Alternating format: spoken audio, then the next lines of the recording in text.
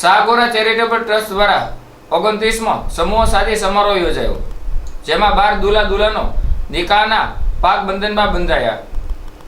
ભાવનગર શહેરના શાહગોર charitable trust દ્વારા 29મો સમૂહ શાદી સમારોહ ભાવનગર શહેરના વડવા તલાવડી ઇમામવાડા મસ્જિદની બાજુમાં આવેલ બ્રાહ્મણ જ્ઞાતિની બાડીમાં સમૂહ શાદી સમારોહ યોજાયો હતો. આ સમૂહ શાદીમાં 12 દુલ્હા દુલ્હનો નિકાહના પાક બંધનમાં બંધાયા હતા.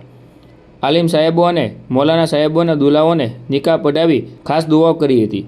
સંસ્થા અને સખીદાતાઓના સહયોગથી દુલ્હાઓને ઘરવખરીની જરૂરી ચીજવસ્તુઓ અર્પણ કરવામાં આવી હતી. આ પ્રસંગે ઉપસ્થિત મહાનુભાવે દુલ્હા દુલ્હનના અને તેમના પરિવારજનોને નિકાહની મુબારકબાદી અને શુભેચ્છાઓ પાઠવી હતી.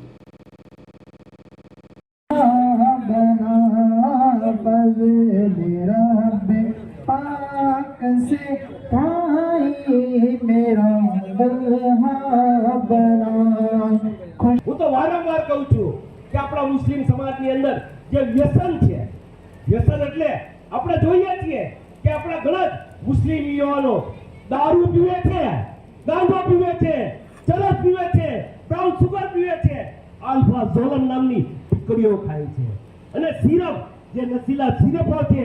આપણા ઘણા મુસ્લિમ યુવાનો અત્યારે સિરપ પીને કેટલા પૈસા બરબાદ કરે છે. પોતે તો બરબાદ થાય છે પણ પોતાના પરિવારને પણ બરબાદ કરે છે.